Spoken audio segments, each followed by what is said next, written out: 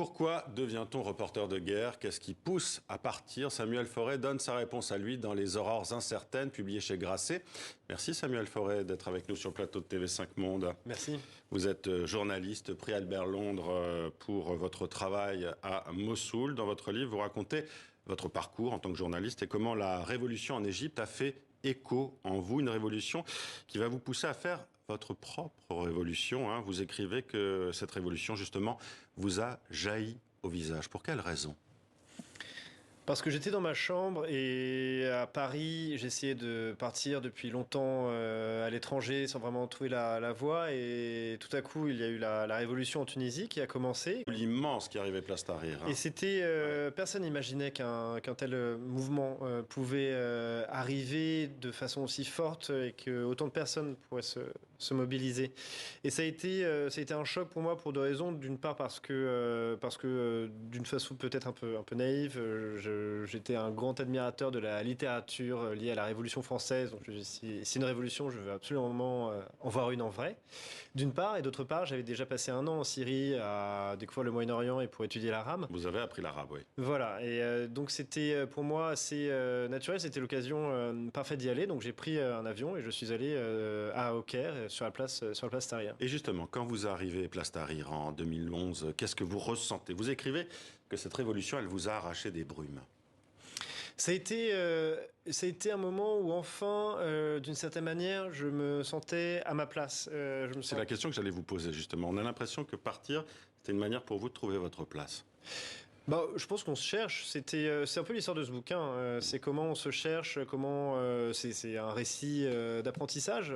Donc comment on apprend, comment on se cherche, comment l'expérience aussi collective nourrit l'expérience individuelle.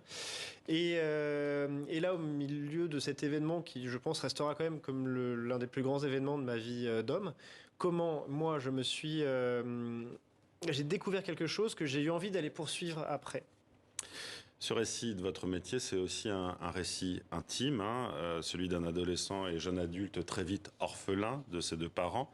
Des morts difficiles à accepter jusqu'à la pose d'une plaque funéraire sur leur tombe qui mettra très longtemps à venir. Je vous le disais juste avant, c'était un peu être trompe-la-mort que d'aller là-bas, peut-être par rapport justement à tout ce qui vous était arrivé. C'est étonnant, quand vous avez dit le mot orphelin, c'est un mot que j'ai toujours du mal à accepter aujourd'hui. Peut-être que je cherche pas à me rentrer derrière des mots ou derrière des... C'est ce que vous dites d'ailleurs dans le livre, le syndrome traumatique, vous ne le...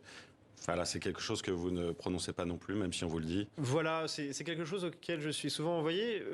Donc je suis allé chercher autre chose, peut-être au-delà. Je pense que j'ai toujours voulu être reporter depuis tout petit, et puis effectivement, la mort de mes parents a amené quelque chose de nouveau, de plus profond, a détruit des choses. Et j'ai voulu aller comprendre peut-être ce que c'était, m'y confronter, apprendre à la connaître. Les cadavres, vous en parlez notamment, oui. Parce que là où vous êtes allé, vous en avez vu. Il n'y en a pas beaucoup des métiers où on est confronté à la mort presque quotidiennement, et on voit quotidiennement des corps qui sont abandonnés. Donc ça interroge beaucoup, et ça m'a interrogé d'une façon très, très aiguë, notamment en Égypte. Et puis tout au long de la couverture de la bataille de Mossoul, oui. Oui, justement, j'allais y venir. Après l'Égypte, vous êtes installé quelques années aussi. Vous êtes parti en Syrie et puis ensuite en Irak, à Mossoul. Vous avez couvert justement cette bataille contre Daesh. C'est ce travail qui va vous permettre d'ailleurs d'obtenir le prix Albert Londres. Et à Mossoul, vous allez survivre à l'explosion d'une bombe artisanale, mais pas votre fixeur, votre frère, comme vous le qualifiez dans le livre, Bakhtiar Haddad, et puis aussi les journalistes Stéphane Villeneuve et Véronique Robert qui vont mourir eux aussi. Comment vous avez repris le fil de la vie après cela ?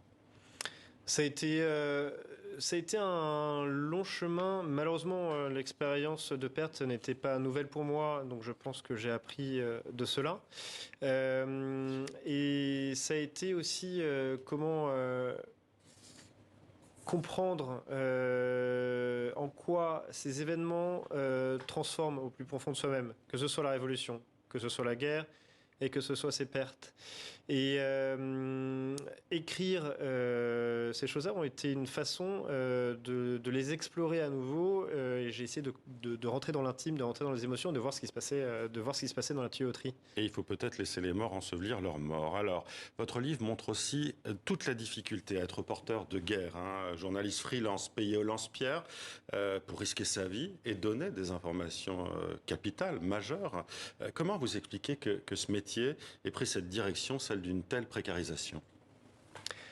Alors malheureusement, je crois que le métier de reporter de guerre a toujours été un métier difficile. très précaire. Relisez les témoignages des reporters qui débarquaient au Vietnam et qui... Mais les grandes rédactions voyaient plus de gens.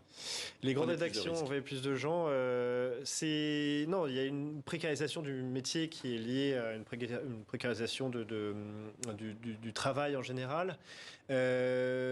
Si l'on veut voir le côté positif des choses, ça a permis peut-être à ce métier aussi de descendre de son piédestal. C'est-à-dire que moi, je me suis installé au Moyen-Orient. Vous êtes à Jérusalem actuellement. Et je suis à Jérusalem et j'ai vécu avec les gens et j'ai vécu les événements avec eux parce que je n'avais pas le choix. Je ne pouvais pas aller dans un hôtel. J'étais en quelque sorte en prise. Oui, parce que vous aviez peu de moyens, en fait, tout simplement. Voilà. Donc ça a été de cette faiblesse, en quelque sorte, j'ai fait une sorte de force. De force, Voilà, c'était et plus encore, ça m'a donné envie, en fait, une fois que j'ai vécu ces événements, d'aller encore plus loin et de voir, de revenir toujours à la source. C'est ça qui m'intéresse, en fait, c'est d'aller au fond, d'aller au fond des choses et de comprendre ce qui s'y passe. Alors, je le disais, vous êtes aujourd'hui à Jérusalem. Vous rêviez pourtant de Pacifique, avec 2 enfants, une compagne, Martha. Votre métier, comment vous l'envisagez aujourd'hui? C'est encore un contexte différent. Jérusalem, c'est la continuation d'un chemin que j'ai commencé il y a presque 15 ans en allant étudier au Moyen-Orient et puis ensuite en y travaillant. C'est un contexte particulier parce qu'il est imprégné c'est une violence moins ouverte que la bataille de Mossoul. Ou qu'un terrain de guerre peut-être plus classique, mais elle est extrêmement présente. Arriver à la traduire et arriver en quelque sorte à accrocher les lecteurs pour montrer que c'est toujours important, c'est toujours là, et c'est toujours un conflit fondateur dans le cadre des relations internationales, ça c'est mon combat d'aujourd'hui, oui. Merci Samuel Forêt d'être venu nous parler de votre livre, Les Aurores incertaines, qui est publié chez Grasset. Un très beau récit donc, de votre métier, de votre vie. Merci d'avoir été avec nous.